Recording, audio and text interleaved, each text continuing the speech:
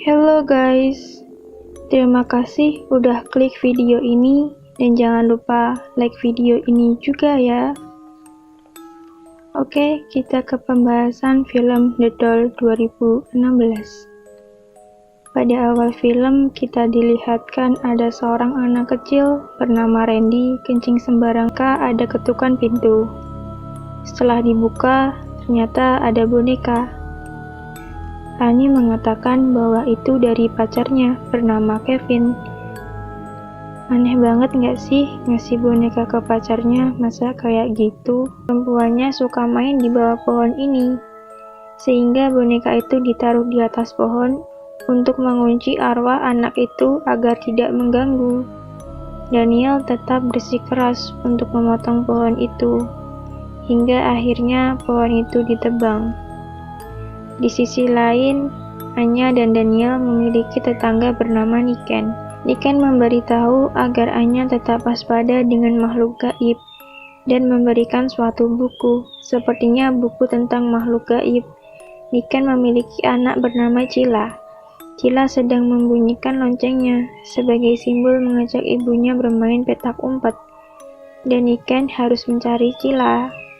Anak ini kok mainnya lonceng? Serem banget dah. Ketika ingin menyimpan boneka ini, di sini Anya adalah pembuat boneka. Ia ingin menggunakan boneka ini sebagai inspirasi. Ayolah, boneka serem gitu dibikin inspirasi. Ada-ada aja lah. Anya membersihkan boneka itu dan menaruhnya di antara boneka miliknya. Ketika mereka tidur, tiba-tiba ada suara berisik hingga membuat mereka terbangun. Anya dan Daniel mencari di mana suara itu berasal. Ternyata suara gelas terjatuh di dapur. Mereka berpikiran itu ulah dari tikus. Positive thinking lah. Tiba-tiba ada suara dari lantai atas. Ketika dicek, ternyata suara angin. Di sini kayaknya anginnya kenceng banget dah. Sampai bisa buka jendela sama pintu, gak masuk akal banget. Boneka itu adalah milik anak kecil yang mati dengan keluarganya yang dibunuh oleh perampok. Dia juga memperingati Anya untuk mengembalikan boneka itu, karena boneka itu berbahaya untuk Anya dan Daniel. Ketika Anya mengemas boneka pelanggannya, dia mendengar ada bel pintu. Ketika dibuka, ternyata ada tulisan, "Yuk main petak umpet." Dia mengira bahwa Cilla.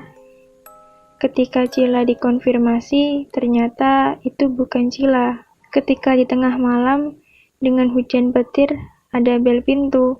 Ketika dibuka, ada anak kecil memakai jas hujan hitam di tengah jalan. Ketika dia ditanya oleh Anya, anak kecil itu bernama Uci dan ia lapar. Hingga pada akhirnya Anya memberi Uci makan. Di sini anehnya anak kecil itu tidak membuka jas hujannya ketika berada di dalam rumah. Mungkin niatnya ingin sauna. Positive thinking aja lah. Melihat keanehan pada Uci, Anya menelepon Niken untuk memberitahunya. Niken mengatakan bahwa anak kecil itu adalah Gavia, seorang anak kecil yang mati dengan tertembak di kepalanya. Ketika Niken mengatakan itu, kalau kayak itu besar banget nih damage si anak kecil ini. Ketika lampu mati, Anya langsung mencari keberadaan anak kecil itu yang sebelumnya Uci bertanya kepada Anya tempat kamar mandi. Jadi Anya mencarinya di sana. Ternyata di sana ada tulisan, "Yuk main petak umpet." Main ya main, tapi ya jangan bikin takut juga kali. Ada suara terdengar dari lantai atas. Ternyata boneka Gavia berpindah posisi dari rak boneka ke lantai. Di boneka itu ada tulisan, "Kamu temukan aku." Tiba-tiba boneka itu berubah menjadi anak kecil hingga membuat Anya teriak ketakutan. Niken yang mendengar suara teriakan Anya langsung menemui Anya. Anya dan Niken pergi ke tempat proyek Daniel untuk mengembalikan boneka Gawiah. Mereka mengukur boneka itu di bekas pohon yang sudah ditebang dan didoai. Ketika Anya mandi, Anya mendapatkan telepon kalau Cila hilang. Di sini dah seuzon aja sama Gawiah kalau karenanya Cila menghilang. Ternyata ada suara lonceng milik Cila di rumah Anya. Anya mencari dan menemukan arah lonceng itu dari dalam gudang. Ketika Anya ingin membuka pintu gerbang, ternyata Niken telepon kalau Uci sudah ditemukan.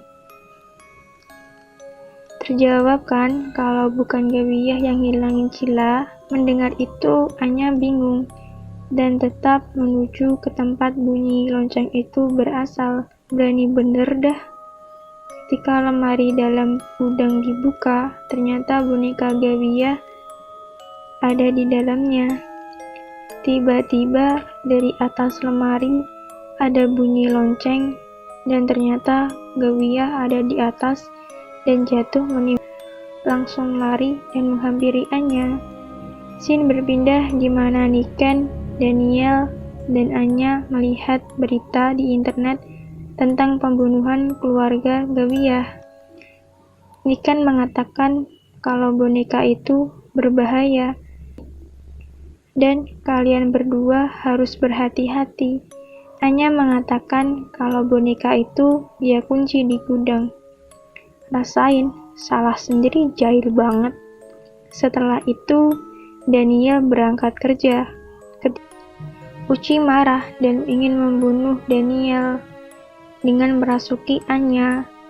Uci adalah arwah jahat karena ia telah terjerumus dalam kebenciannya karena kematiannya yang keji. Makhluk gaib memiliki 3 langkah, yaitu mengenal, menakuti, dan merasuki. Karena arwah Uci marah, akhirnya Laras melakukan pengikatan paksa. Ketika melakukan ritual pengikatan paksa, Uci merasuki Niken dan mengakibatkan Niken mati dengan tangannya sendiri. Oke, ini mulai menegangkan. Pada adegan berikutnya akan banyak adegan berdarah. Ternyata Uci mendatangi Shera dan Shera baik-baik saja, tapi ada tulisan "Kamu tidak bisa menemukan aku" di dinding kamar Shera, hingga mengakibatkan Pak Kyai dan 1 orang temannya terluka. Untuk Daniel dan Anya bisa menyelamatkan diri. Daniel berhasil kabur, tetapi Anya tetap mengejar Daniel. Anya meninggalkannya seperti yang dilakukan ibunya kepada ayahnya. Laras menyuruh dia keluar, tapi semuanya tidak bisa dibuka. Sampai Daniel menyerah hingga arwah Uci merasuki Daniel dan membuat Daniel jatuh dari lantai 1 berkali-kali. Hingga akhirnya Daniel tewas.